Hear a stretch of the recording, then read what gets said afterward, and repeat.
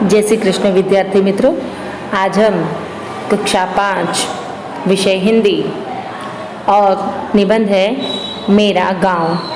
तो बच्चों, आज हम इस निबंध में देखेंगे कि जो गांव होता है उस गांव का जो चित्र है वो कैसा होता है।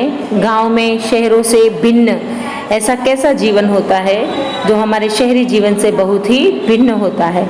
तो बच्चों, आपके भी अपने कोई गांव होगा, आप भी कभी गांव में सैर करने के लिए गए होंगे या फिर कुछ दिन वहां रहने के लिए गए होंगे, तो आपको शहरी जीवन और ग्राम्य जीवन में बहुत ही अंतर दिखाई दिया होगा। तो यह अंतर जो है वह क्या है, क्या आपको गांव में अच्छा लगता है? तो देखते हैं कि आपके गांव और इस निबंध में दिए गांव में क्या क्या साम्यताएं हैं। मेरा गांव, मेरे गांव का नाम रामपुर है। आपके गांव का भी नाम कुछ न कुछ तो होगा ही, तो इस गांव का नाम रामपुर है। मेरे गांव की आबादी करीब 600 है। मेरे गांव में अधिकतर किसान रहते हैं। गांव जो होता है वहाँ पर किसान खेती करते हैं और किसान लोग वहाँ पर अधिकतर ज़्यादा दिखते हैं हमें। और किसान के अलावा ऐसा नहीं है कि किसान पर ही सारा गांव निर्भर है, लेकिन उसके अलावा भी हमें जब हमारी दूसरी ज़रूरतों को पूर्ण करना होता है तो दूसरे भी कारीगर वर्ग जो है वो हमें ज़रूरी है। तो कौन कौन से? तो बनिया, लुहार, बढ़ई, दर्जी, धोबी आदि भी उस गांव में रहते हैं। सब लोग आपस में हिल मिलकर प्रेम से रहते हैं।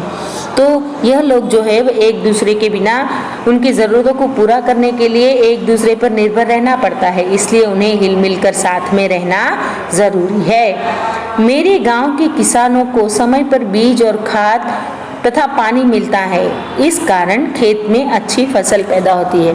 अब देखो बच्चों, खेती करने के लिए हमें खाद यानी कि खाद्य जिसे कहते हैं, बीज और पानी जो है अगर समय पर मिले तो खेती बहुत ही अच्छी होती है। तो इस गांव में सभी को यानी कि किसानों को यह सब चीज़ें समय पर मिलते होने के कारण यहाँ पर खेती अच्छी होती है। गांव में गाय, भैंस, बकरी, कुत्ता, बैल, घोड़ा आदि अनेक जो पालतू पशु है, यह पालतू पशु यहाँ पर देखने को मिलते हैं। अब इस गांव में एक छोटा सा बाजार है। देखो, हर कहीं पे बाजार तो लगते ही है। अब चाहे वो सब्जी मार्केट हो, चाहे वह कपड़ा मार्केट हो, चाहे वह कोई भी प्रकार की हो, अनाज की मार्केट हो, तो यह सारी जो मार्केट को हम हिंदी में बाजार कहते हैं। तो इन बाजारों में यह सारी चीज़ें हमें मिलती हैं। तो बच्चों, अब यह जो बाजार है, गांव की बाजार, वो 8 दिन में एक बार लगती है, जिसे हम साप्ताहिक बाजार कहते हैं। यहाँ पर अनाज, साग सब्जी और हमारी ज़रूरतों की छोटी मोटी चीज़ें जो है वह यहाँ पर हमें मिलती हैं। गांव में एक पाठशाला और छोटा सा अस्पताल भी है। गांव वालों के झगड़ों का निपटारा ग्राम पंचायत लाती है। जैसे हमारे शहरों में अदालतों में जाकर हम अथवा पुलिस स्टेशन में जाकर हमारे झगड़ों का निपटारा लाते हैं, उसी तरह हम गांव में जो लोग रहते हैं वह अपने झगड़ों का निपटारा किस तरह से लाते हैं?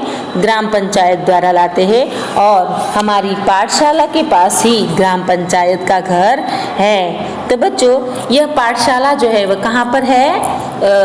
जो ग्राम पंचायत है उसी के पास, और पाठशाला और ग्राम पंचायत दोनों पास पास है। गांव के बाहर एक पीपल का बड़ा पेड़ है, उसके नीचे भगवान शिव का मंदिर है।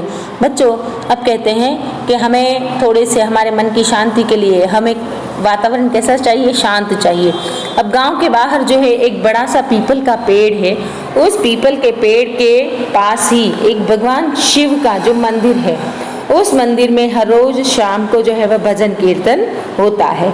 उस समय वातावरण शांत और पवित्र, जहाँ पर भजन कीर्तन का जो एकदम रमणीय वातावरण होता है, उसमें हमें एकदम शांति की अनुभूति होती है और वातावरण कैसा हो जाता है? एकदम पवित्र हो जाता है।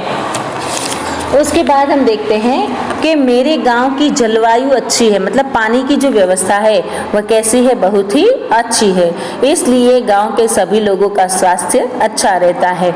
पानी की जो व्यवस्था है बहुत अच्छी होने के कारण गांव के लोगों का स्वास्थ्य भी अच्छा रहता है और गांव के सारे लोग कैसे हैं, सुखी हैं। और इन सभी गुणों के कारण, यह सारी गांव की विशेषता के कारण मेरा गांव मुझे बहुत ही प्यारा है, क्योंकि गांव में झगड़े नहीं होते, गांव सुखी संपन्न है, सभी लोग हिल मिल कर रहते हैं, पालतू पशु भी यहाँ पर हमें मिलते हैं। तो हम देखें तो सभी तरह से यह गांव जो है एकदम खुश है, इसलिए यह गांव मुझे बहुत ही प्यारा है। तो बच्चों, हम देखते कि गांव जो है वह शहर से बिल्कुल ही अलग है, और इसी अलगता के कारण हम जब साल भर में यहाँ से थक कर और अपने गांव जाते हैं तो हमें बहुत ही शांति की अनुभूति होती है, और गांव का जो वातावरण है वहाँ पर जाकर हमें कुछ एक अनोखा ही आनंद मिलता है जो हमें इस शहर में रहकर नहीं मिलता। तो बच्चों, मेरा कहना तो यही है कि हमें साल में एक बार हमें हमारे गांव ज़रूर जाना चाहिए और कुछ समय